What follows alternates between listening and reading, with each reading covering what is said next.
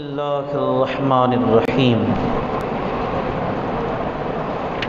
معزز و محتشم شرکائے فہم دین کورس، آج الحمدللہ اللہ کے فضل، رسول کریم صلی اللہ علیہ وآلہ وسلم کی نظر اور بزرگان دین کی نظر ولایت کے صدقے 10واں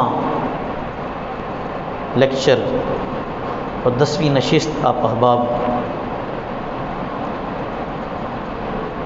اس کے اندر بیٹھے ہوئے ہیں۔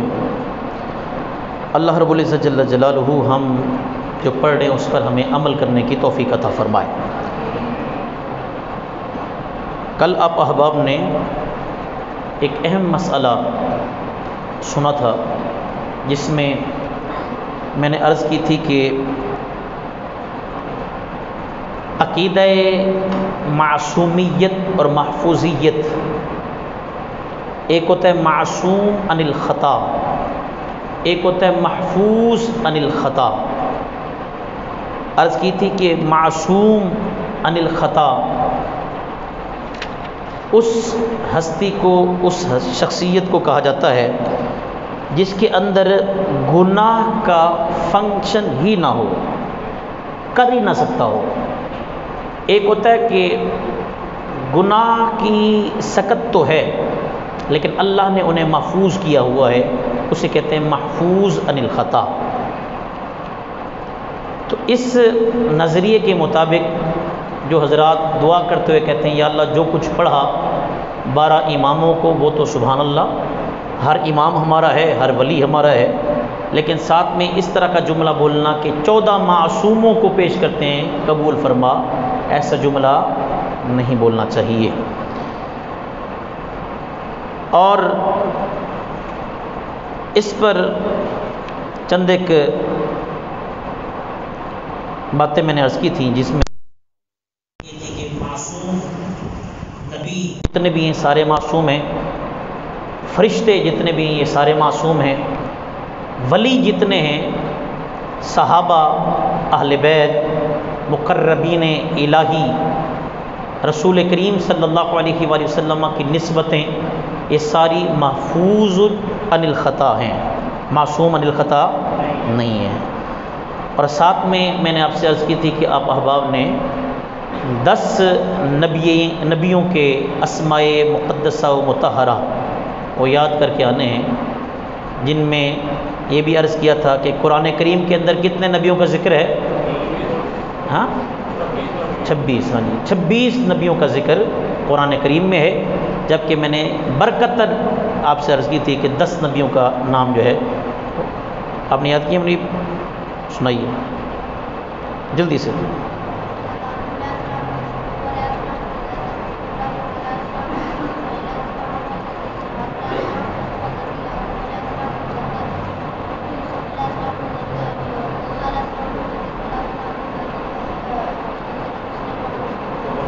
سبحان اللہ، کیا بات ہے۔ اور بھی کوئی ساتھی؟ اور کوئی ساتھی؟ اچھا جی بیٹھے بیٹھے سنا دوں۔ شکریہ۔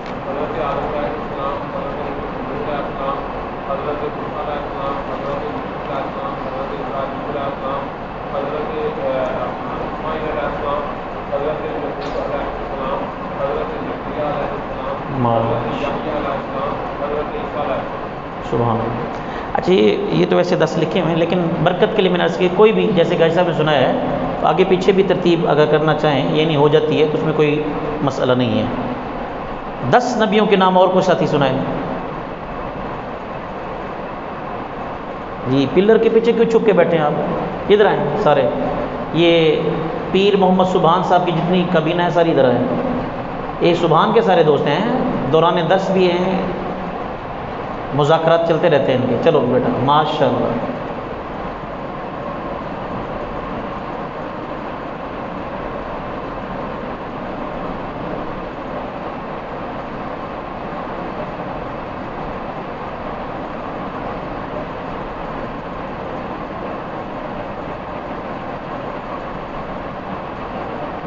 ماشاء اللہ سبحان اللہ کیا ہوا. ہاں جی الیاس بھٹی صاحب کے نور نظر لخت جگر ایڈا وڈا تسی پروگرام کرواندے ہو پتہ لگے گا تسی نبیاں دے نام کس طرح یاد کرتے ہو. اونچی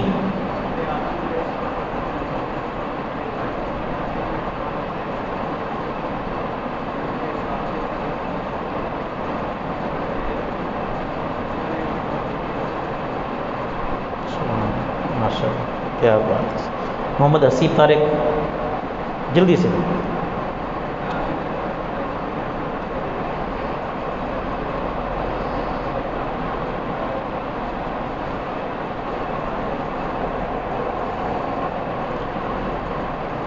سوئمنگ پول پر گئے تھے نہانے کے لیے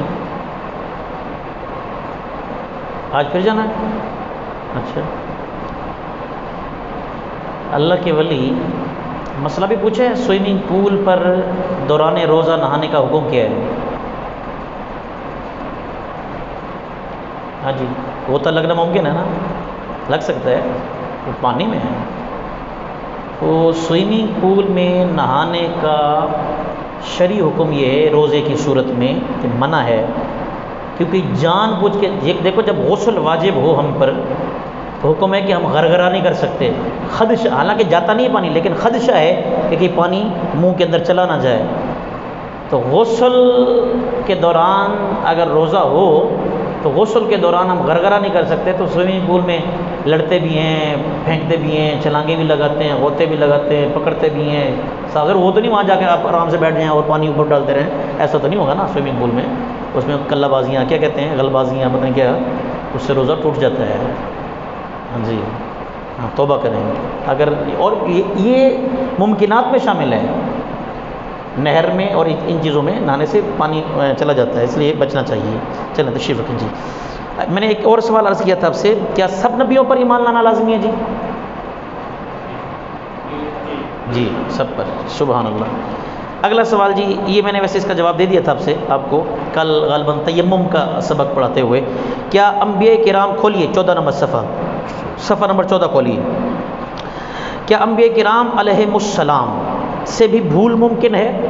تو اس کا جواب جی ہاں بھول اور لغزش ممکن تھی مگر ایسا صرف وقتی طور پر تھا.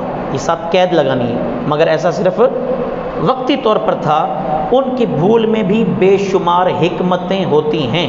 ہمارے لیے قرآن پاک کی تلاوت اور حدیث پاک کی روایت کے علاوہ ان کی لغزشوں کا ذکر کرنا کیا ہے؟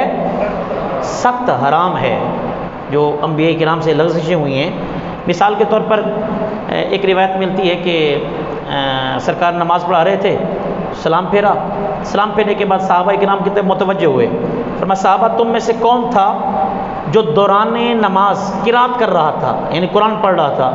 امامت ہو رہی تھی جماعت ہو رہی تھی تو ایک صحابی پیچھے سے کھڑے ہوئے یا رسول اللہ میں پڑھ رہا تھا. سرکار نے ارشاد فرمایا میں بھی کہوں کہ قرآن مجھ سے کیوں جھگڑ رہا ہے. ایک روایت میں قرآن مجھے کیوں بھول رہا ہے. وہاں پر اس موقع پر ارشاد فرمایا تھا کہ جب تم امام کے پیچھے نماز پڑھو تو جو امام کی قرات کرتا ہے وہی تمہاری قرات ہے. امام کے پیچھے خاموشی کے ساتھ نماز پڑھنی ہے. یہ ذکر کرنا صرف سمجھانے کے لیے یہ جائز ہے ورنہ کوئی اور سب اگر نبیوں سے لغزشیں ہوئیں یا بھولیں ہوئیں جیسے کہ حدیث پاک میں نے کل بیان کی تھی وہ ہار کے گم ہونے کی. اچھا اس مسئلے کو مسئلہ افک الف فا چھوٹا کاف کتاب والا افک بھی کہتے ہیں. مسئلہ افک تو یہ وہ جو ہار گھومنے والا ہے. نبیوں کی ان چیزوں کے علاوہ کوئی اور اگر ہیں بالفرض تو انہیں ذکر کرنا کیا ہے؟ سخت حرام ہے. انبیاء کرام علیہ السلام کے نام کیسے ذکر کرنا چاہیے یہ بہت اہم مسئلہ ہے بالخصوص سوشل میڈیا یوز کرنے والوں کے لیے. ہمارے ہاں معذرت کے ساتھ شاید آپ کو یہ جملہ غلط لگے ہم اپنے دوست یا اپنی دوست کا نام لکھتے ہوئے کوشش کرتے ہیں کہ فلاں لقب بھی آ جائے فلاں پیارا لفظ بھی آ جائے فلاں حسین لفظ بھی آ جائے ہم تاکہ اسے یاد کریں اور لکھیں میسج ٹیکسٹ اسے کریں وہ خوش ہو اس بات پر.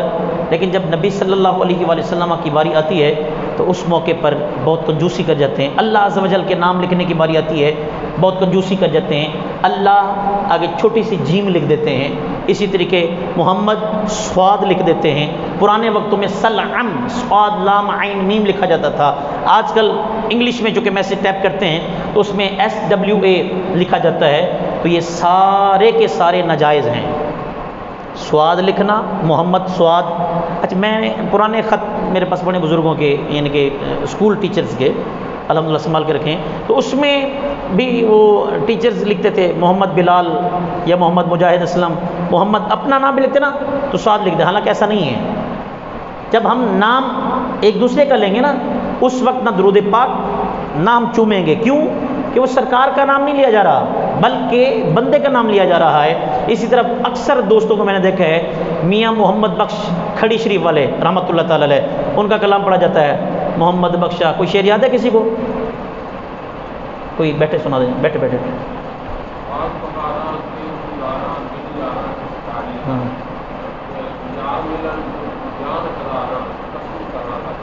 یہ ٹھیک ہے لیکن جس میں میاں صاحب کا نام ہو اوکھے سوکھے کم نہ دنیا تے جو کم نہ آوے اوکھے سوکھے ویلے اس بے فیض سنگی کو نہیں اس میں بھی نہیں ہے. ہاں جی حضرت او نعت خان صاحب بیٹھے ہیں یہ تو نام ہے اس میں محمد بخش صاحب کا نام ہو جی. آئے ہائے محمد ہو رہے ہیں. ہاں جی سبحان اللہ کیا بات.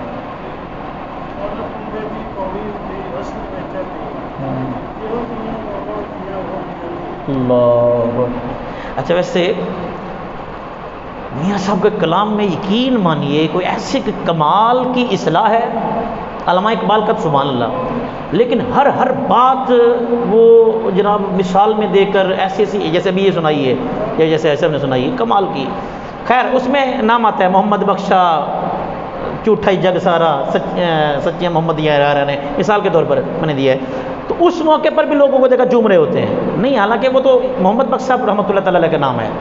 ہمارے ایک ہم پڑھتے تھے شیخ عمر میں ہاں وہ تھے بھی نہیں آیا نا پھر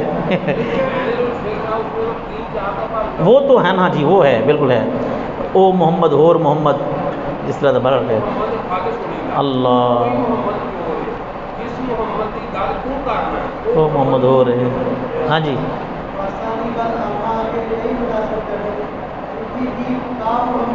یہ ہے وہ شعر یہ وہ شعر. ہاں جی خاصاں دی گل آما اگے نہیں مناسب کرنی مٹھی کھیر پکا محمد کتیاں آگے دھرنی. اس محمد سے مراد وہ حضرت امام محمد بخش کھڑی رحمۃ اللہ تعالی وہ ہے. ہم شیخ عمر پڑھتے تھے تو ایک داخلہ نیا ہو رہا تھا. مولانا طاہر تبسم صاحب ہمارے وہ ناظم تعلیمات تھے. تو بچہ آیا وہ کچھ نا زیادہ کوئی ایفیشنسی مارنے کی کوشش کرتے ہیں. وہ آیا تو اس کا نام تھا یعقوب ہمارا دوست ہمارے علاقے کا ہے. تو استاد نے پوچھا ہاں بھائی نام کیا ہے؟ استاد نے بڑے روب کے ساتھ بولتے تھے ہاں بھائی نام کیا ہے؟ تو کہنے لگی محمد یعقوب. استاد بڑے ہنسے. اس پر نہیں چومنے چاہیے. خیر یہ جو ہمارے آتے ہیں نا ہمارے نام اس میں صلی اللہ علیہ وآلہ وسلم یا سواد یہ بالکل اچھا اس میں تو بالکل ہی نہیں لکھنا چاہیے نا. لیکن جب سرکار کا اس میں گرامی آئے نبی کریم صلی اللہ علیہ وآلہ وسلم کا یا دیگر انبیاء کا تو ایس لکھ دینا یا صرف عین لکھ دینا یا صحابی کے نام کے ساتھ را لکھ دینا یا اہل بیت کے نام کے ساتھ عین لکھ دینا علیہ السلام ایسا بالکل نہیں کرنا چاہیے. اب تک پتہ نہیں تھا تو معافی ہے. اب آپ کو پتہ چل چکا ہے. بزرگان دین نے لکھا ہے کیونکہ پرانے وقتوں میں کتابیں اور کاغذ بہت مشکل ملتا تھا. پرانی کتابوں میں دیکھیں نا تو سرکار کے نام صرف مطلق نام لکھا ہوتا ہے محمد. ایک کہیں جگہ ہو تو پھر لکھ دیتے ہیں علیہ السلام یا صلی اللہ علیہ وآلہ وسلم یا کوئی بھی اس طرح کا درود پاک. لیکن اگر آپ کے پاس ٹائم نہیں ہے یا جگہ نہیں ہے تو آپ دل میں پڑھ لیں لیکن سواد لکھنا منع ہے. اعلیٰ حضرت کا باقاعدہ فتویٰ ہے فتاوی رضویہ شریف کے اندر اور بزرگان دین اور اس میں کوئی یہ اختلافی بات بھی نہیں ہے. یہ سارے بزرگان دین کا ہے. ہر نبی کا نام ادب اور احترام کے ساتھ لینا چاہیے. دیگر انبیاء کرام علیہ السلام کا نام علیہ السلام کہیں اور لکھیں. جب اپنے نبی حضرت محمد صلی اللہ علیہ وآلہ وسلم کا مبارک نام لیں تو صلی اللہ علیہ وسلم، یہاں انہوں نے لکھا ہے صلی اللہ علیہ وسلم، لیکن میں اس میں ترمیم کر رہا ہوں اور آپ اس کو نوٹ کر لیں، لکھ لیں اپنی پنسلوں کے ساتھ، صلی اللہ علیہ وسلم نہیں، بلکہ سرکار نے ارشاد فرمایا مجھ پر دم کٹا درود نہ بھیجا کرو۔ صحابہ نے کہا یا رسول اللہ درود بھی دم کٹا ہوتا ہے؟ فرمایا ہاں، وہ درود جو مجھ پر تو بھیجا جائے لیکن میری آل پر نہ بھیجا جائے، تو اس لیے صلی اللہ علیہ وآلہ وسلم یہ جملہ لکھنا چاہیے۔ اور اسی طریقے سے ایک اور بڑی بحث ہے اور بڑی عجیب و غریب بحث ہے، وہ انشاءاللہ العزیز ہم اس کا کلپ جو ہے وہ مشتاق بھائی ہمارے یہ کاٹیں گے اور انشاءاللہ اس کو باقاعدہ اپلوڈ کریں گے۔ آج کل ہم چھوٹے چھوٹے مسئلوں میں لڑائی کر رہے ہیں، یعنی کہ مثال کے طور پر اتحیات میں انگلی اٹھانے پر، یہ جو ہم انگلی اٹھاتے ہیں، حالانکہ اگر سرکار دو عالم صلی اللہ علیہ وآلہ وسلم کی سیرت طیبہ کو دیکھا جائے تو سرکار نے دو کام، اور بھی ہوں گے شاید، لیکن میرے نالج میں دو کام سرکار نے صرف ایک مرتبہ کیے ہیں، دو کام، توجہ سے بڑی اہم گفتگو ہے، دو کام صرف ایک مرتبہ کیے، ایک حج آپ نے ایک فرمایا ہے، دوسرا حج نہیں فرمایا، اور دوسرا جب نماز میں اتحیات پہ بیٹھتے ہیں اشہد ان لا الہ الا اللہ واشہد ان محمد عبدہ رسولہ، یہ انگلی اٹھائی جاتی ہے، وہ سرکار نے صرف ایک مرتبہ اٹھائی ہے، ہمارے لیے پھر وہ مستحب، یہ سنت بن گیا ہے۔ اب اس پر لڑنا شروع کر دیتے ہیں لوگ، بھائی کوئی کہتا ہے یوں اٹھانا چاہیے، کوئی یوں کرتے رہنا چاہیے، کوئی اٹھا کے یوں بیٹھا رہتا ہے، کوئی اٹھا کے رکھ دیتا ہے، حالانکہ اس میں بات بنتی نہیں ہے، بس ٹھیک ہے مستحب کام ہے، سبحان اللہ سرکار کی سنت ادا کر دی، ان پر بحث۔ اسی طریقے سے ابھی جو میں بحث کرنے لگا ہوں، سوال آتے ہیں جی حضرت علی علیہ السلام کہنا کیسا ہے، حضرت امام حسین علیہ السلام کہنا کیسا ہے، حضرت حسن علیہ السلام کہنا کیسا ہے، حضرت فاطمہ علیہ السلام کہنا کیسا ہے، اس پر بے جا گفتگو، کتابیں، عجیب و غریب مسائل، مناظرے، پتہ نہیں کیا کیا عجیب و غریب باتیں شروع ہو جاتی ہیں، حالانکہ یہ اتنی بھی بڑی بات نہیں ہے کہ جس میں ہم مناظرے کرنا شروع کر دیں اور ٹائم لگانا شروع، اس کی جگہ پر کوئی اور کام کر لیں۔ اب اس کے متعلق بڑی آسان الفاظ میں گفتگو، اللہ عز و جل، اس کے لیے جب نام اس کا پکارا جاتا ہے تو لکھا جاتا ہے اللہ تعالی، یا اللہ سبحانہ و تعالی، یا اللہ عز و جل۔ عز و جل، تعالی اور سبحانہ و تعالی، یہ تینوں لفظ یہ اللہ تعالیٰ کی ذات کے لیے خاص ہیں، ٹھیک ہے جی، اللہ کی ذات کے لیے۔ ہم تعالی کا مطلب کیا ہوگا؟ بلندی، اعلیٰ، سرکار کے اعلیٰ نہیں ہے، سرکار کے ہم کہتے نہیں ہیں سب سے اولا و اعلیٰ، سب سے بالا و اعلیٰ، اسی کو تعالیٰ کہتے ہیں، علوم سے نکلا ہے، لیکن سرکار کو ہم محمد تعالیٰ، کیوں؟ تعالیٰ اللہ کے ساتھ خاص ہو گیا ہے۔ اسی طریقے سے ایک ہے علیہ السلام، کیا ہے؟ اس کا مطلب کیا ہے؟ ان پر سلام ہو، ان پر۔ تو اس میں اگر ہم حضرت علی کے ساتھ کہہ دیں کہ مسئلہ تو کوئی نہیں ہے، لیکن چونکہ وہ خاص کر دیے گئے نبیوں کے ساتھ، کتب احادیث میں دیکھیں، تاریخی کتب میں دیکھیں، جہاں پر کسی نبی کا نام آتا ہے تو علیہ السلام کا لفظ آٹومیٹکلی بولا جاتا ہے، لکھا جاتا ہے، یوں ہی آئے گا نا، حضرت آدم علیہ السلام، موسیٰ علیہ السلام، عیسیٰ علیہ السلام، زکریا علیہ السلام، نبی ہیں، ذہن میں آگے یہ نبی ہیں۔ اگرچہ علیہ السلام حضرت علی کے لیے، ہم ایک دوسرے کو نہیں کہتے یار السلام علیکم، آپ پر سلام ہو، وہی اگر ہم حضرت علی کے لیے کہیں گے تو کیا گناہ ہو جائے گا؟ گناہ کوئی نہیں ہے، لیکن چونکہ ایک تقسیم ہو گئی ہے کہ جب علیہ السلام کا لفظ آتا ہے وہ نبی کا ذکر ذہن میں آتا ہے۔ اسی طریقے سے ایک ہے ترقی، رضی اللہ تعالی عنہ، یہ ایک مرتبہ آپ نے سوال کیا تھا مجھ سے، وہ آئے گا بھی، رضی اللہ تعالی عنہ، یہ جو ہی آتا ہے نا رضی اللہ تعالیٰ عنہ، آٹومیٹکلی کن کا ذہن آتا ہے؟ کن کا آتا ہے؟ جو ہی رضی اللہ تعالیٰ عنہ ہوگا ذہن میں ایک صحابی کا تصور آ جائے گا۔ تو وہ ولیوں کے لیے اس کا معنی کیا ہے؟ اللہ ان سے راضی ہوا، کہ اللہ داتا صاحب سے راضی نہیں ہے؟ راضی ہے تو دن رات جناب ماشاءاللہ جنجیں آ رہی ہیں، جناب لوگ لنگر کھا رہے ہیں، داتا ہو رہی ہے، راضی ہوا ہے تو ہے، لیکن چونکہ تقسیم کر دی گئی ہے کہ رضی اللہ تعالیٰ عنہ جو ہی آئے گا اس سے ذہن میں ایک صحابی کا ذکر آئے گا۔ اس لیے ولی کے لیے رحمت اللہ تعالیٰ علیہ یہ کہا جاتا ہے. اور رحمت اللہ تعالیٰ علیہ اس کا مطلب کیا ہے؟ ان پر اللہ کی رحمت ہو. ہم جب کہتے ہیں السلام علیکم ورحمۃ اللہ وبرکاتہ کہتے ہیں، زندہ کے لیے کہتے ہیں، لیکن جو ہی کوئی خطیب ہم میں سے بھی کبھی کبھی ہو جائے، ہم اگر کسی زندہ کے لیے ان سے محبت کرتے ہوئے کہہ دیں، زبان سے نکل جائے جناب حضرت مولانا قاری محمد عاقف یاسین صاحب رحمۃ اللہ تعالیٰ علیہ، منہ سے نکل جائے تو لوگ ہنسنا شروع ہو جاتے ہیں. کیوں؟ کہ ذہن میں ہے کہ رحمۃ اللہ تعالیٰ علیہ کا یہ جملہ ہے یہ فوت شدہ ولی کے لیے بولا جاتا ہے. حالانکہ مسئلہ کوئی نہیں ہے، لیکن ایک ذہن بن گیا ہے کہ جو ہی رحمۃ اللہ تعالیٰ علیہ آئے گا تو اس سے مراد فوت شدہ ولی جو دنیا سے پردہ کر گئے. اسی طرح ہے ایک کرم اللہ وجہہ الکریم، وہ حضرت علی المرتضیٰ کے لیے، اور ایک حدیث پاک کے مطابق اور ایک قول کے مطابق حضرت ابو بکر صدیق کے لیے بھی کہا گیا ہے. لیکن چونکہ معروف ہو چکا ہے کہ کرم اللہ وجہ الکریم کس کے لیے ہے؟ مولا مشکل کشا کے لیے، تو اس لیے ان کے لیے بولا جاتا ہے.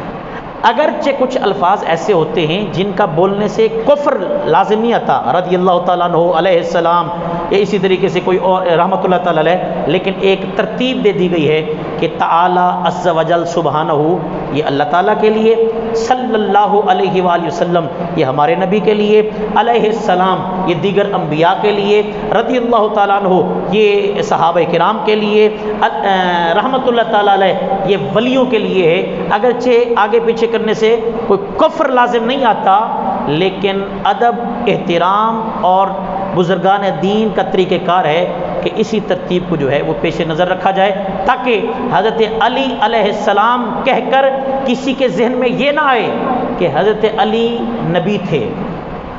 حضرت حسین، امام حسین علیہ السلام کہنے سے مسئلہ کوئی نہیں ہے، لیکن ذہن میں یہ نہ آئے کہ علیہ السلام چونکہ نبیوں کے لیے بولا جاتا ہے تو یہ ذہن میں نہ آئے کہ حضرت امام حسین کوئی نبی تھے، تو ایسے لفظ نہیں بولنے چاہیے. یہ انبیاء کرام علیہ السلام کے لیے یہ میں نے آپ کو ترتیب بتا دی تھی. اب اگلا سوال ہے کیا اس کی بجائے صاد یا سلم یا SAW لکھنا، یہ میں نے آپ کو عرض کر دیا ہے ایسا نہیں لکھنا چاہیے، اس لیے پورا صلی اللہ علیہ وآلہ وسلم جو ہے وہ لکھنا چاہیے. آپ صلی اللہ علیہ وسلم کے مبارک نام کے ساتھ صلی اللہ علیہ وآلہ وسلم لکھنے اور کہنے کی وجہ کیا ہے یہ تو سب کو پتہ ہے. ان اللہ وملائکتہ یصلون علی النبی یا ایھا الذین آمنوا صلوا علیہ. آپ صلی اللہ علیہ وآلہ وسلم نے فرمایا جس کے سامنے میرا نام لیا جائے اور وہ مجھ پر درود نہ پڑھے وہ بخیل ہے. وہ کیا ہے؟ اعلیٰ حضرت نے بڑا ڈاڈا فتویٰ دیا ہے. آپ فرماتے ہیں سرکار کا نام نامی اس میں گرامی آئے تو درود پاک پڑھنا بہت بڑی خوش نصیبی ہے، نہ پڑھنا بہت بڑی محرومی ہے. اور اگلا فتویٰ بڑا ڈاڈا ہے، فرمایا یہ کہنا کہ پڑھنے کی ضرورت ہی نہیں ہے اس سے بندہ کافر ہو جاتا ہے. کیسی ترتیب دی؟ پڑھنا فضیلت ہے، نہ پڑھنا محرومی ہے، اور یہ کہنا کہ پڑھنے کی ضرورت ہی نہیں ہے اس سے بندہ کیا ہو جائے گا؟ دائرہ اسلام سے آؤٹ ہو جائے گا. کیا یہ درود السلام آپ صلی اللہ علیہ وسلم تک پہنچتا ہے؟ جی بالکل پہنچتا ہے جی، اس میں کوئی شک ہے؟ ہمارے ہاں یہ جو مناظرہ آپ تو خیر الحمدللہ بہت کنٹرول ہو گیا ہے. جب ہم بچے ہوتے تھے نا، یا آپ جوانی میں آپ نے سنے ہوں گے، آپ نے بھی، بڑے وہابی دیوبندی شیعہ سنی یہ بڑے مناظرے ہوتے تھے آپس میں، ہر آئے دن جناب مناظرے، ہر آئے دن لڑائیاں جھگڑے. تو میں نے نا اللہ ماشاء اللہ مناظرین جو ہوتے ہیں نا، مناظرین سمجھتے ہیں نا مناظرہ یعنی کہ کمپٹیشن، مقابلہ، ایک بندہ اپنی طرف سے دلیل دیتا ہے، دوسرا اپنی طرف سے دلیل دیتا ہے ایک بات کو سچ کرنے کے لیے. میں نے دیکھا ہے اللہ ماشاء اللہ کچھ مناظرین کے چہرے بگڑ جاتے ہیں. کیوں؟ وجہ یہ ہوتی ہے کہ وہ اپنی بات کو منوانے کے لیے اتنا ڈیٹ ہو چکے ہوتے ہیں کہ صحیح حدیث کا انکار کر دیتے ہیں. حضرت صرف اپنی بات یعنی انا وہ میں نے کہہ دیا ہے، اب اس کو میں نے ثابت کرنا ہے، تو ایسا نہیں کرنا چاہیے. مناظرے کی تعریف میں ہے کہ اللہ کی رضا کے لیے، راہ حق پانے کے لیے دو فریقین آپس میں گفتگو کریں، دلائل پیش کریں. تو اس میں وہ مناظرین جو اپنے موقف کو حالانکہ ٹھیک ہوگا لیکن اس کی زد میں آ کر، اس کی انا میں آ کر صحیح حدیث کا انکار، قرآن پاک کی آیتوں کا انکار کر دیتے ہیں، پھر میں نے دیکھا کہ ان کے چہرے بھی بگڑ جاتے ہیں. تو اس لیے ایسی بحثوں سے اس لیے کہتے ہیں کہ یار بحث نہیں کرنی چاہیے، تکرار نہیں کرنی چاہیے. ایک مفتی ہوتا ہے آپ کے ممبروں پر، ایک مفتی آپ کے سینے کے اندر بیٹھا ہوا ہے، اس سے پوچھ لیں یار. ہمارے ایک مناظر کسی درود پاک کے منکر کے ساتھ مناظرہ ہوا، ان کا ٹائم طے ہو گیا. وہ جو منکر درود تھا نا، وہ کہتا تھا درود نہیں پہنچتا، نعوذ باللہ، کیونکہ نبی مر کر مٹی میں مل گئے، استغفر اللہ استغفر اللہ استغفر اللہ، لہٰذا آپ درود پاک نہیں پڑھنا چاہیے، نہیں پہنچتا. ہمارے جو سنی تھے وہ کہتے تھے پہنچتا ہے. اب ڈیٹ فائنل ہو گئی، وقت فائنل ہو گیا، جگہ فائنل ہو گئی کہ کس موقع پر کہاں پر جو ہے یہ مناظرہ ہونا ہے. اب سارے اکٹھے ہو گئے، اس کی طرف سے بھی بندے آئے، ادھر سے بھی بندے گئے. مناظرہ جناب لگ گیا، عوام بیٹھی ہوئی ہے.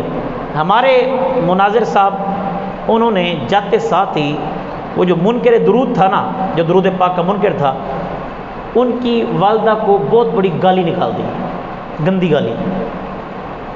اور وہ مناظر، ان کی والدہ وفات ہو چکی تھی، مر گئی تھی. اب ابھی مناظرہ شروع نہیں ہوا، یہاں جناب لڑائی ہو گئی. انہوں نے کہا جی پہلے تو میں معافی مانگتا ہوں آپ سے، مجھے معاف کر دیجیے، میں نے گالی نکالی تھی، اب بیٹھیے، تشریف رکھیے. مناظرہ کیا آپ کو دلیلیں دوں میں آپ کو؟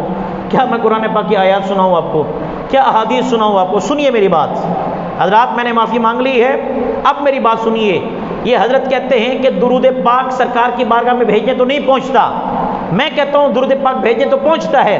اب ان کی والدہ ان سے پوچھے زندہ یا فوت ہو گئی ہے؟ وہ کہتے ہیں جی فوت ہو گئی ہے. ہمارے مناظر کہتے ہیں یار دیکھو، ان کی والدہ جو فوت ہو گئی ہے ان کو میں نے گالی نکالی، ان کے نزدیک وہ پہنچ گئی ہے، جو ہم محمد کی بارگاہ میں درود السلام پیش کرتے ہیں وہ نہیں پہنچ سکتا سرکار کی بارگاہ میں. بس یہیں سے ہی مناظرہ، بعض اوقات دلیلیں یہی ہوتی ہیں. پھر تو درود پاک پہنچتا ہے. سرکار نے خود ارشاد فرمایا کہ جو مجھ سے محبت کرنے والا ہے وہ کہیں بھی ہو، حیث کنتم، کسی بھی کونے میں ہو، محبت سے توجہ سے درود پاک پڑھے، میں محمد خود اپنے کانوں سے اس کا درود سنتا ہوں. اور یہ مسلم شریف کی حدیث پاک ہے. حضرت ابو درداء رضی اللہ تعالیٰ عنہ، آپ سرکار کی بارگاہ میں ہے نا، ابن ماجہ کی حدیث پاک ہے. سرکار نے فرمایا صحابہ جمعہ کے دن کثرت سے درود پاک پڑھا کرو. صحابہ نے کہا یا رسول اللہ لبیک، لیکن کیوں جمعہ کے دن کیوں؟ فرمایا اس لیے کہ یوم شہود ہے، تمہارا درود مجھ تک پہنچتا ہے. حضرت ابو درداء کہتے ہیں یا رسول اللہ ایک عرض ہے، یہ تو آپ زندہ ہیں، آپ تک پہنچتا ہے، لیکن جب آپ وصال فرما جائیں گے پھر؟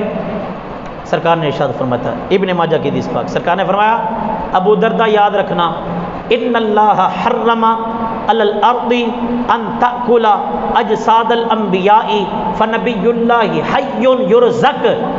اللہ نے زمین پر یہ حرام قرار دے دیا ہے کہ وہ نبی کے جسم کو کھائے. اللہ کا ہر نبی اپنی قبر میں زندہ بھی ہوتا ہے، حتی یرزق، حتیٰ کہ اسے رزق بھی دیا جاتا ہے، وہ کھاتا پیتا ہوتا ہے. یہ سید حدیث پاک ہے. تو یہ درود پاک پیش کرنے سے پہنچتا ہے، سرکار سنتے بھی ہیں، وہ جسے چاہیں. اس پر بے شمار واقعات ہیں، لیکن چونکہ وقت بہت تھوڑا ہے اس لیے اسی پر اکتفا کرتا ہوں. آج اب نے یہ اگلا ایک سوال پڑھیے جی، کیا انبیاء کرام کو موت آئی تھی؟ جی ہاں، اللہ عز و جل نے ہر جان کو موت چکھنی ہے. یہ فرمایا کل نفس ذائقۃ الموت، یہ اللہ کا قانون ہے. اعلیٰ حضرت فرماتے ہیں، بڑا خوبصورت شعر، سنو توجہ، نعرہ تکبیر، نعرہ رسالت، نعرہ تحقیق، نعرہ حیدری، یا تو جگان واسے سی. اعلیٰ حضرت فرماتے ہیں کہ انبیاء کو بھی موت آنی ہے. آپ نے لکھا اجل، انبیاء کو بھی اجل میں نہیں موت، انبیاء کو بھی اجل آنی ہے، مگر اتنی کہ فقط آنی ہے. توجہ نہیں کیا آپ نے، دو چار سو تو نہیں کیا. انبیاء کو بھی اجل آنی ہے مگر اتنی کہ فقط آنی ہے، بس آنی ہے. آن ہوتا ہے نا، آن لمحہ لحظہ، بس آتی ہے، اسی لمحے پھر اللہ تعالیٰ جان جو ہے نبی کے جسم میں ڈال دیتا ہے. یہی وجہ ہے. اللہ اکبر کبیرہ. مولا علی مشکل کشا فرماتے ہیں جب سرکار کا وصال ہوا تو ہم سرکار کو مزار میں لٹا کر واپس پلٹے. مولا علی کہتے ہیں میں نے دیکھا کہ سرکار کے ہونٹ ہل رہے ہیں. میں پریشان ہو گیا، میں نے کہا سرکار زندہ ہے، ہم نے مزار میں لٹا دیا. فٹ قبر میں گئے، مزار شریف میں گئے. جا کر اپنے کانوں کو سرکار کے ہونٹوں کے ساتھ لگایا نا، ہائے ہائے آپ کو رشک آئے گا کہ آپ کس کے امتی ہیں۔ سرکار مزار میں لیٹ کر بھی فرما رہے تھے ربی حبلی امتی، ربی حبلی امتی، ربی حبلی امتی۔ اس دنیا میں تشریف لائے تب بھی یہ جملہ تھا، یا اللہ میری اس امت کو میرے حوالے کر دے، اور تشریف لے کر گئے تب بھی یہی جملہ تھا، یا اللہ اس امت کو میرے حوالے فرما دے۔ کتنا محبت ہے۔ تو ایک مرتبہ دل سے نا، دل سے دکھانے کے لیے نہیں، آنکھیں بند کر کے گنبد خضرا کو سامنے رکھ کر دل سے درود پاک پڑھے، الصلاۃ والسلام علیک یا سیدی یا رسول اللہ وعلی آلک واصحابک یا سیدی یا حبیب اللہ۔ سبحان اللہ، یہ ہے ہمارے نبی۔ تو انبیاء کو بھی اجل آنی ہے، مگر اتنی کہ فقط آنی ہے۔ سرکار کو آج اجل آئی تھی، قانون قدرت تھا، وہ پورا ہو گیا، کل نفس ذائقۃ الموت، لیکن آقا آج بھی اپنے مزار میں زندہ حیات، حتیٰ کہ کھاتے پیتے بھی ہیں۔ اگلا جی، تیمم کے کتنے فرض ہیں جی؟ بولیے جی حضرت، تیمم کے کتنے فرض ہیں؟ ویک کے دسنا ہے؟ ہاں 9 کے 2، 9 سوچ کے 2، پریشانی ہو گئی ہو، تیرا ابا رو رہا تو پریشان ہو گئے ہیں۔ اچھا جی، تیمم کتنے فرض ہیں جی؟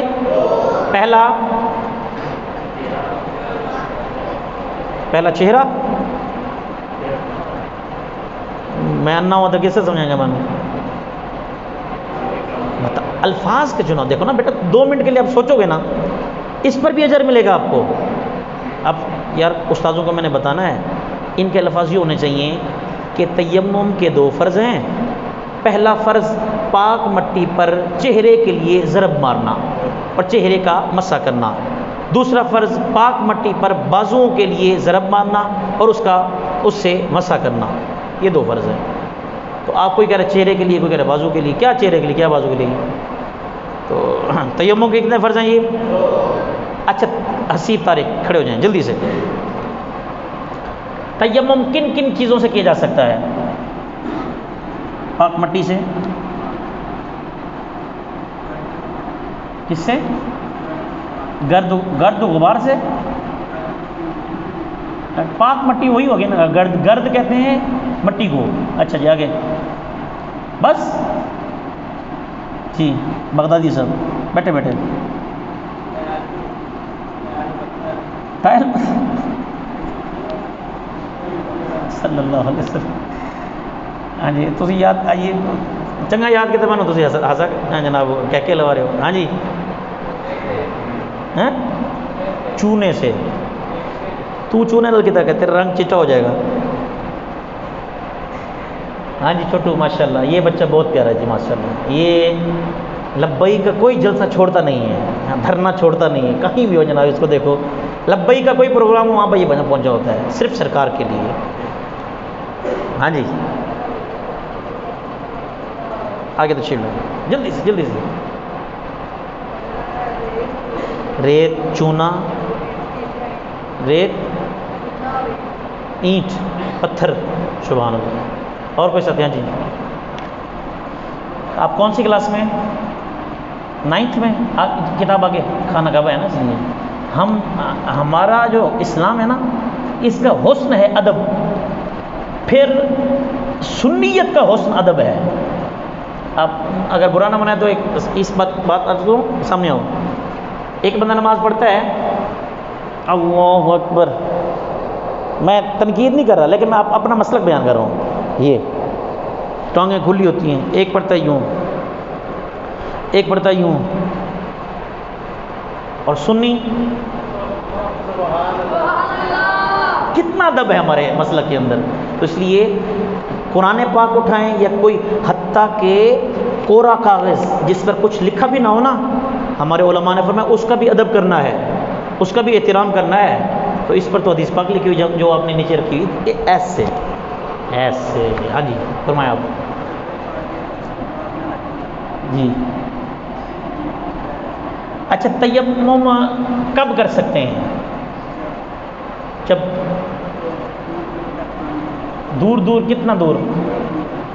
چاروں طرف ایک ایک اچھا آپ کو پتہ ہے کہ 1 میل دور تک پانی مل جائے گا، تو کیا کریں گے؟ تیمم کریں گے یا پانی لے کے آئیں گے؟ ہاں جی، آپ کو پتہ ہے دائیں بائیں سامنے یا پیچھے 1 میل دور تک پانی مل جائے گا، تو پھر کیا حکم ہے؟ پھر پانی لے کر آنا ہے۔ ٹھیک ہے، تشریف رکھیں۔ تیمم کس کا انعام ہے؟ اور کون کون سی قومیں تیمم کیا کرتی تھی؟ عیسائی، یہودی، بدھ؟ ہاں جی، بدھ مت، سوری بدھ نہیں،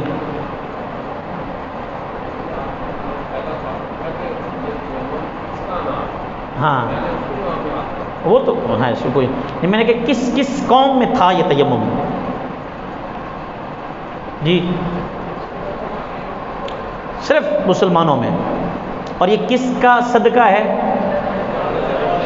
سیدہ عائشہ پاک رضی اللہ تعالی یہ انشاءاللہ کل مجھے یاد کرانا، میں بتاؤں گا کب انہا کہنا ہے، کب انہو کہنا ہے، کب انہنہ کہنا ہے، کب انہما کہنا ہے، کب جو ہے وہ انہم کہنا ہے، یہ ساری انشاءاللہ عزیز کل بتاؤں گا آپ کو۔ اچھا جی، آج ہے، اچھا یہ ساری آپ نے پڑھ لیے تھے جی؟ کچھ چیزیں ایسی ہیں جن کو میں ہاں یہ آخری سوال، کیا جرابوں اور موضوع پر مسح کر سکتے ہیں؟ تو جرابوں پر مسح نہیں کر سکتے، کیوں کہ جرابوں سے پانی سرایت کرتا ہے، اور پانی اگر سرایت کرے تو پھر اسے امامے پر بھی مسح نہیں کر سکتے۔ لیکن آپ کی صرف نالج کے لیے کہ یہ پھر آپ نے بتایا کیوں، اس لیے کہ اہل حدیث حضرات جو معروف اہل حدیث ہیں، ویسے اہل حدیث ہم ہیں، اہل حدیث وہابی بولی ہم ہیں، کوئی میرے کو یقین پر کر لیں، وہابی وہابی وہاب سے نکلا ہے، وہاب اللہ کا نام ہے، اور وہابی کا مطلب ہے اللہ والا، اور اللہ والے آپ نہیں تو اور کون ہے؟ اہل حدیث، یعنی حدیث والے، حدیث تو آپ بیان کرتے ہیں، اور ہم کہتے ہیں ہم اپنے آپ کو اہل حدیث اس لیے نہیں کہتے کہ حدیث سے ایک اور چیز ہے جو اوپر ہے، وہ قرآن ہے۔ ہم نہ اہل قرآن ہیں نہ اہل حدیث ہیں، ہم اہل سنت ہیں، اور اہل سنت کے اندر حدیث بھی آتی ہے اور قرآن پاک بھی آتا ہے۔ اچھا جی، آگے نجاستوں کا بیان، بس یہ پڑھ کے انشاءاللہ العزیز چھٹی۔ نجاست کی کتنی قسمیں ہیں؟ نجاست کی 2 قسمیں ہیں، نجاست نہیں، صفحہ نمبر 67